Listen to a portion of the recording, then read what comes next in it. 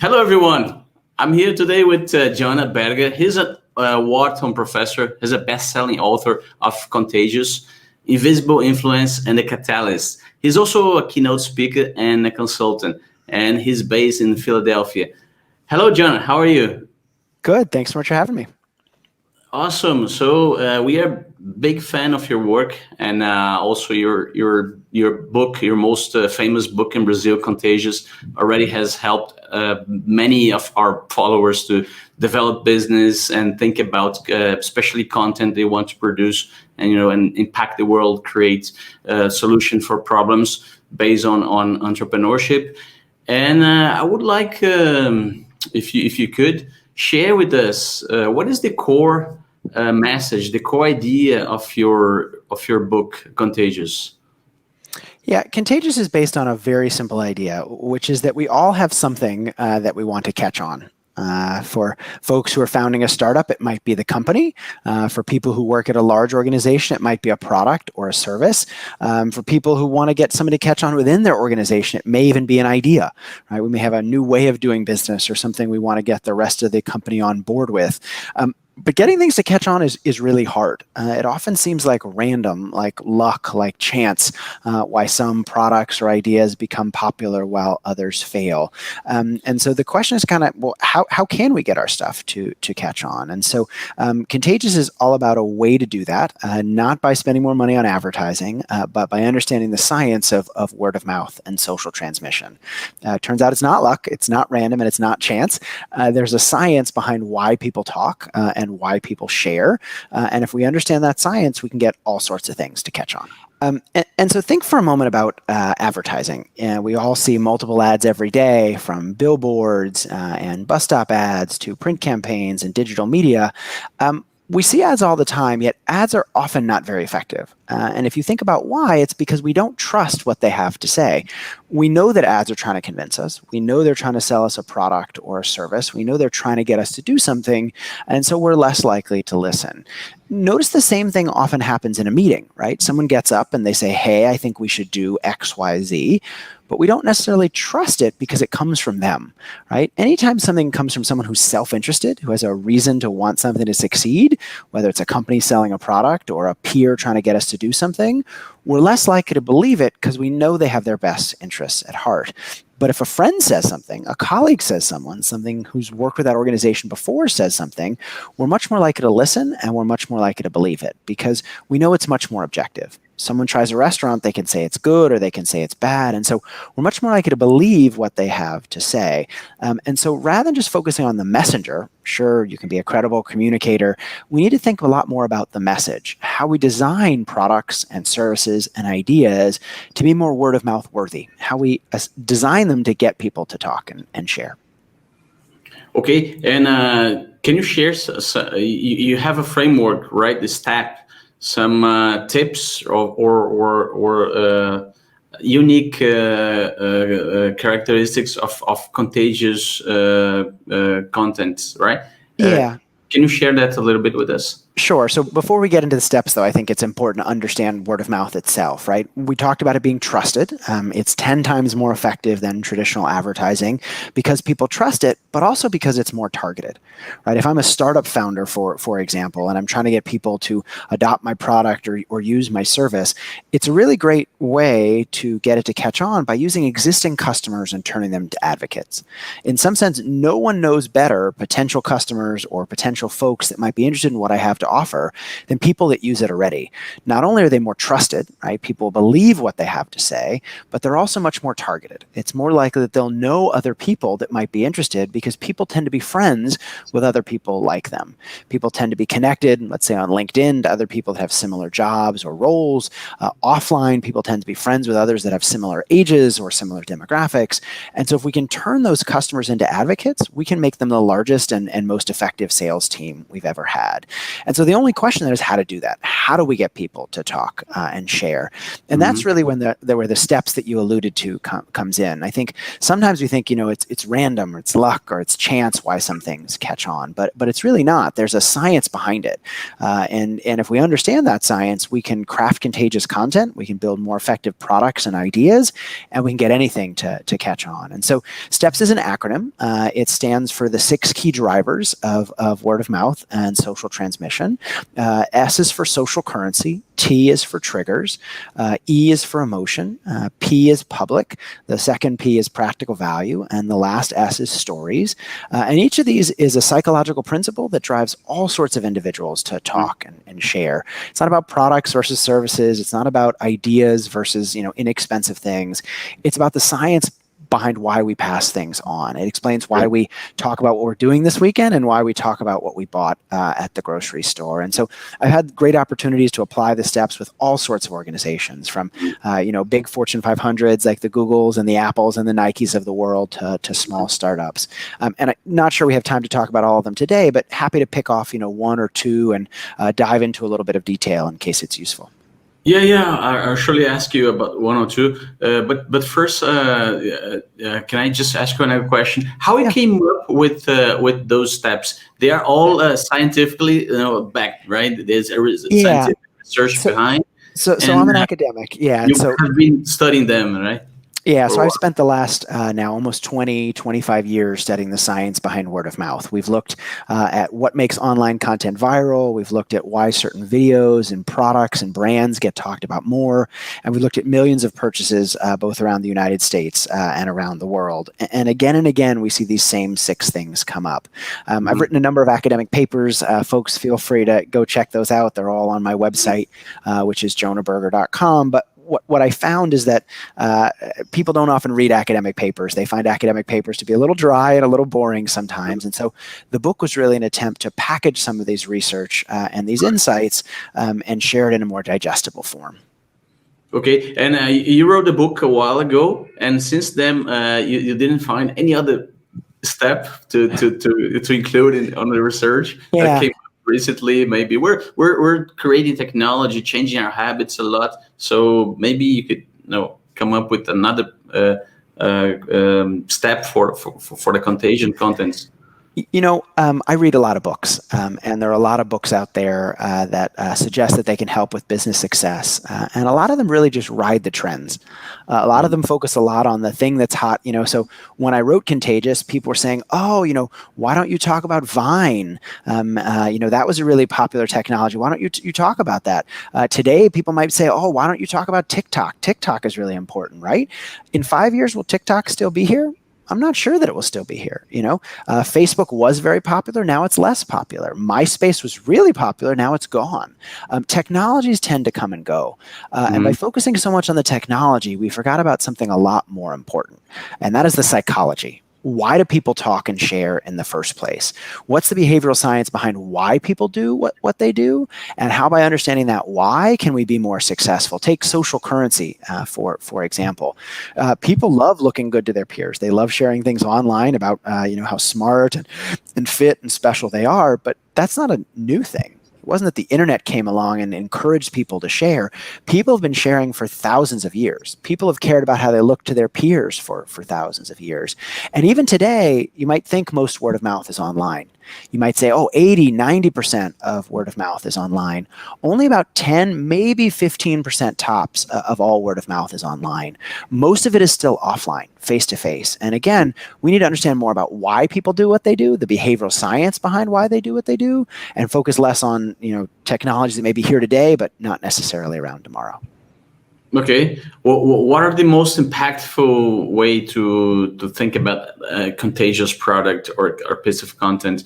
Which one is the one that really you see more being used more nowadays, especially by startups and new business are being created, or new products or services. Of the steps, you mean? Which of the steps? Yes. Yeah.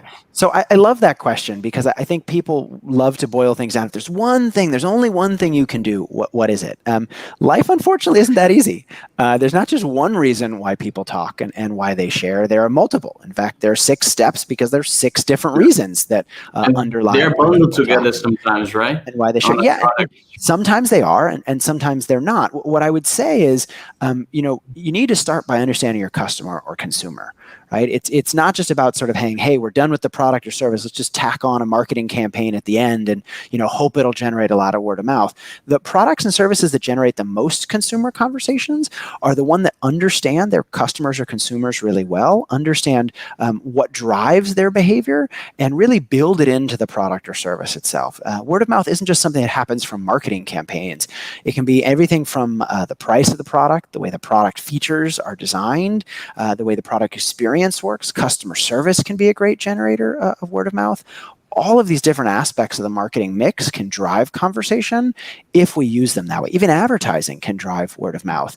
The key, though, is not saying what channel are we going to use, but by understanding why are the drivers of sharing and bake those into what we're doing. Okay, and by, of course, using word of mouth, you can lower the client acquisition costs of your business, right? Which is something that all entrepreneurs they did there after. So can you give us some example of a startup or any product or service nowadays that are actually doing that pretty well? Yeah, I mean, there's all sorts of examples. I'll give you one example from the book that I love. A company makes blenders. So you might say, oh, only, exciting products or services get word of mouth. Only, high tech, really apps get lots of word of mouth, or Tesla gets lots of word of mouth. But, consumer products like blenders, why would anyone talk about blenders? And so they hire a new marketing guy. He comes into the office, notice a pile of sawdust on the floor. And he goes to his colleague, well, what's with the sawdust? Are we expanding the company? And his colleague goes, no. The CEO is doing what he tries to do every day, which is break blenders. So CEO would take 2x4 pieces of wood and golf balls and big lighters and change, and he would try to toss them in the blender to see if the blender was tough enough to cut it.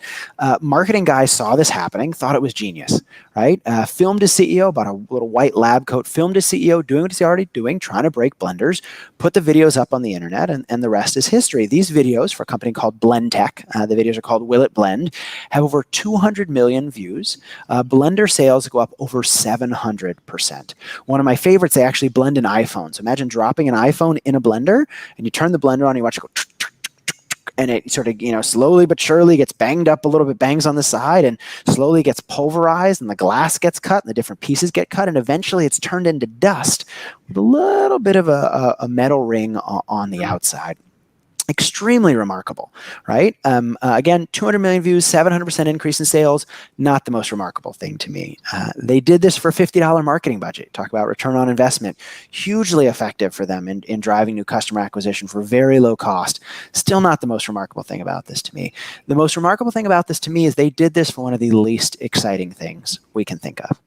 Right? If any of your listeners are sitting there going, oh, that's nice, but I can't apply these ideas, I want you to remember the blender, because nothing is less exciting than a blender, yet they got millions of people to share a blender because they found the inner remarkability. Right? Too often we think certain things are naturally remarkable and others are doomed to fail, and we just say, well, if we're not one of those naturally remarkable things, they're nothing that we can do. What that blender company did is they showed rather than told. They didn't go out there and tell people, hey, we make a really powerful blender, because anyone could say that. They showed people how powerful the blender was. They built a story. Maybe we'll talk about Trojan horse stories if we have time, but they built a story that carried their message along for the ride, and they showed their key value proposition. And so that's just one example of a type of social currency, but there's lots of different ways to harness these principles to generate conversation.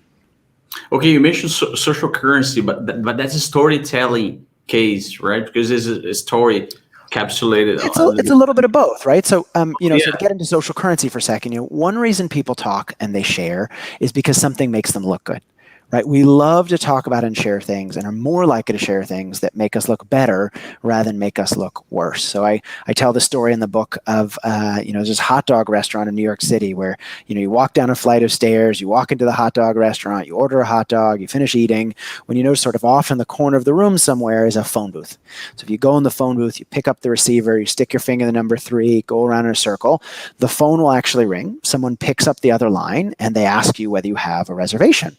Now, I don't know about you, but first time I heard this, I said, what do you mean a reservation? I'm in a phone booth inside of a hot dog restaurant. What would I possibly have a reservation for?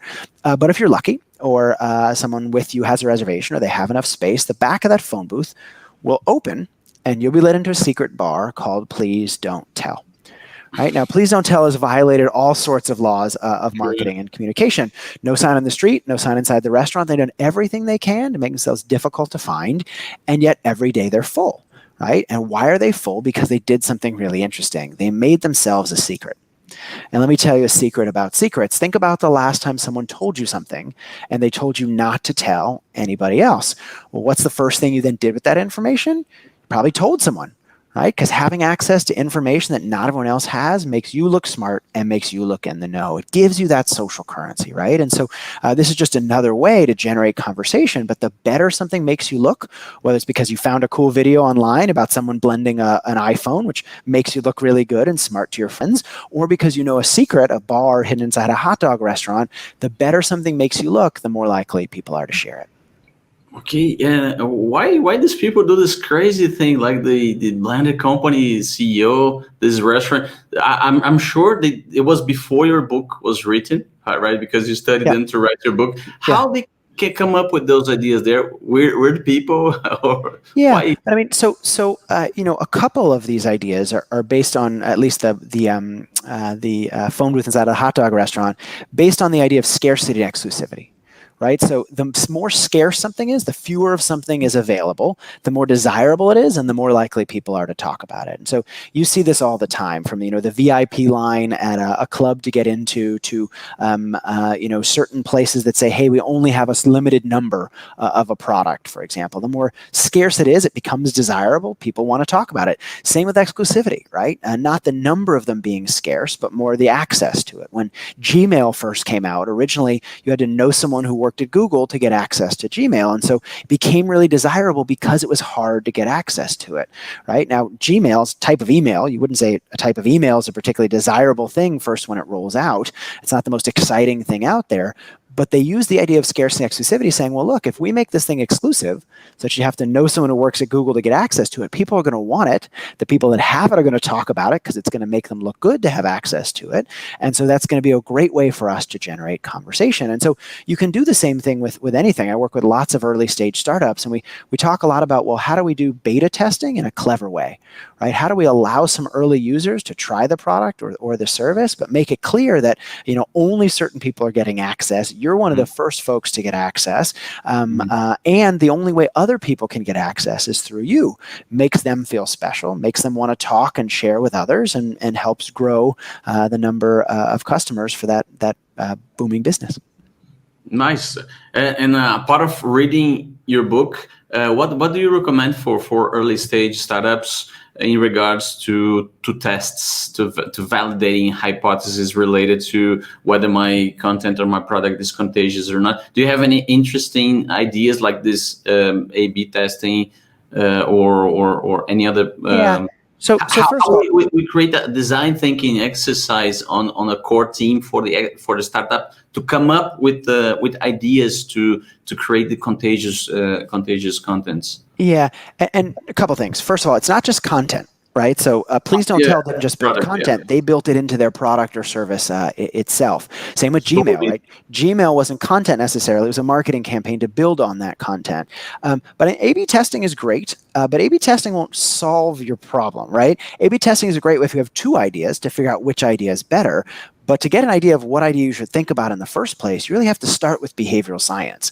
I work with a lot of technology companies and say, oh, we have a great product, we have a great service, we have a great idea. It's this thing no one's ever done before. And I say, that's great, but who needs it? Why does someone want it? What's its value proposition? How do we differentiate it from its peers? What does the customer journey look like? And often they look at me like I'm crazy. They say, well, hold on, this thing is just so great. No one's done it before.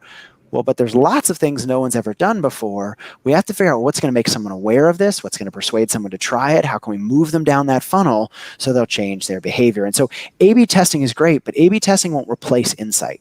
At the core, we have to have the behavioral insight into our customers and consumers to understand why they do what they're doing, why they might be interested in us, what their core problem is that we're solving, and use that to then come up with solutions. Cool.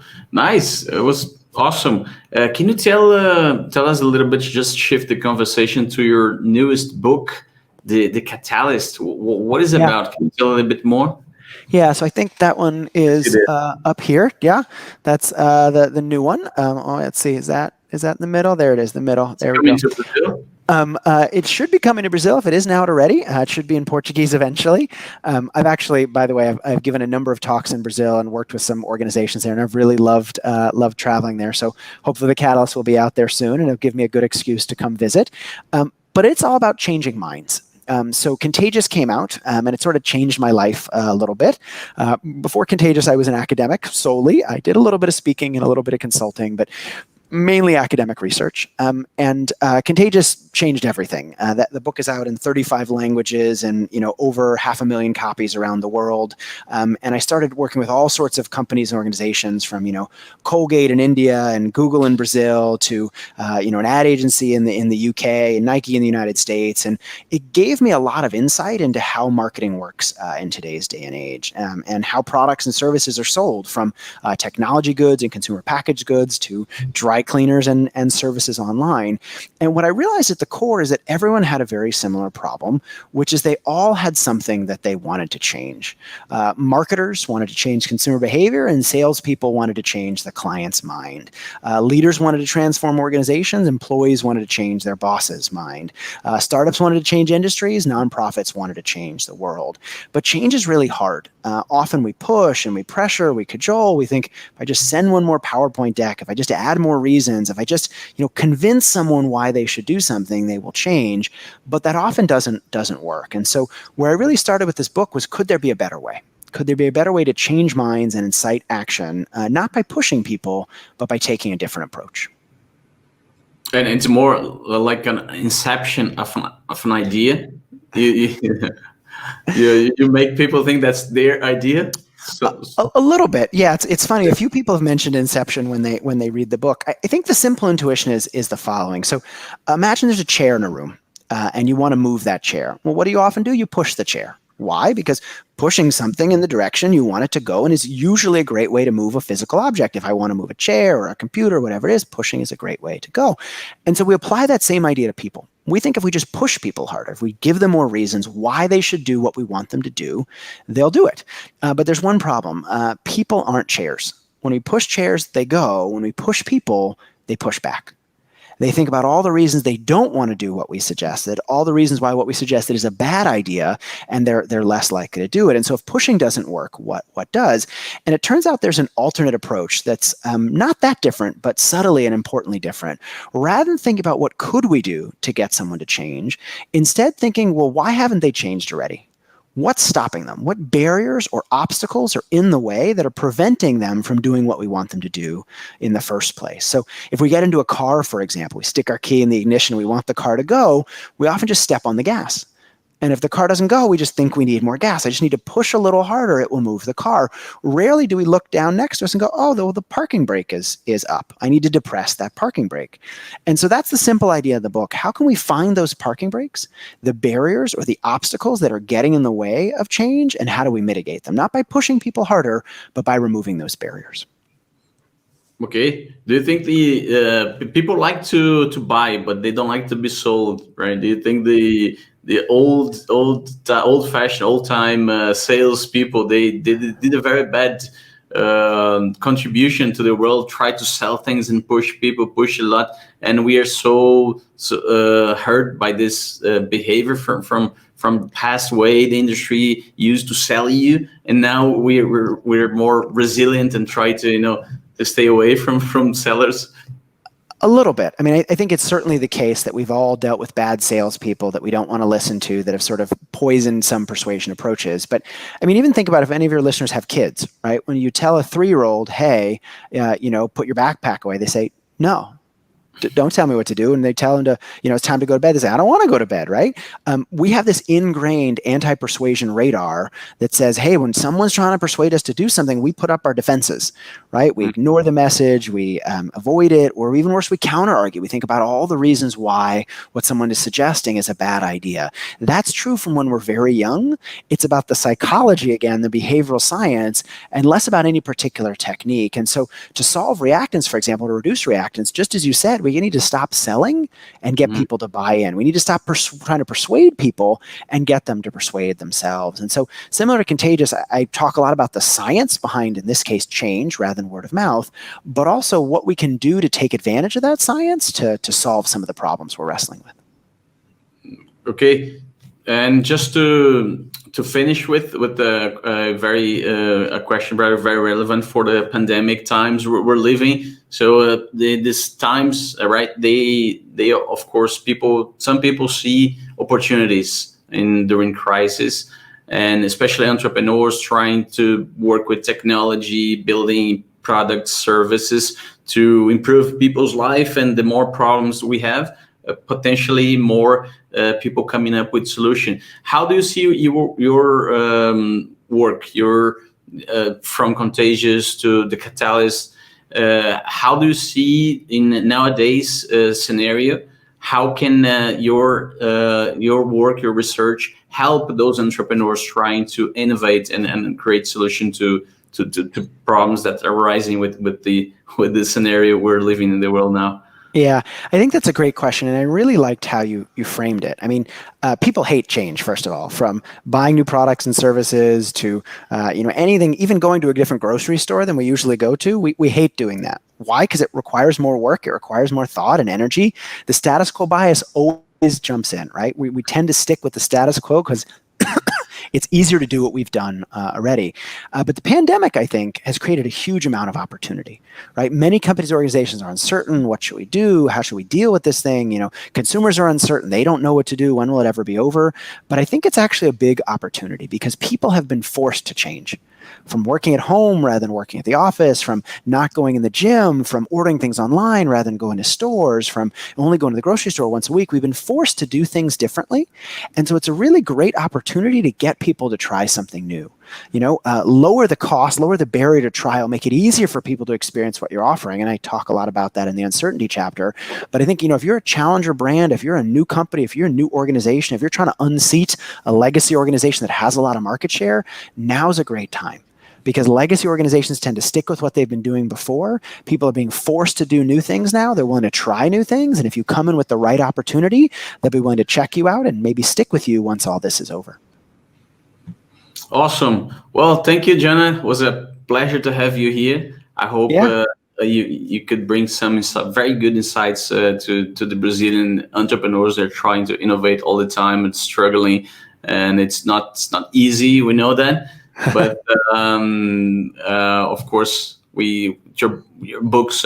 We already summarized one of your books, which is Contagious, and hopefully the latest 2 books are coming to Brazil soon, and we're gonna have the pleasure to work with them. Thank you so much. Can you tell us how we find out more about your researches and go deeper into your work? Where can we go? So the best place to find me is my website, and you can probably just include a link to this, but it's my first name, last name, so jonahberger.com. All the books are available there, but more importantly, there's a bunch of free resources that anyone can download. So for Contagious, there's a one-pager and a guide for getting things to catch on. For the Catalyst, there's a bunch of guides for changing your boss's mind or changing consumer behavior, changing a client's mind. Lots of great resources to help people apply the ideas. So check those out. You can also sign up for my mailing list. Of course, you can find me on LinkedIn as well as on Twitter at J1Berger. Awesome. Thank you so much. Thank you. Yeah. Thanks for having me. Appreciate it. Bye-bye.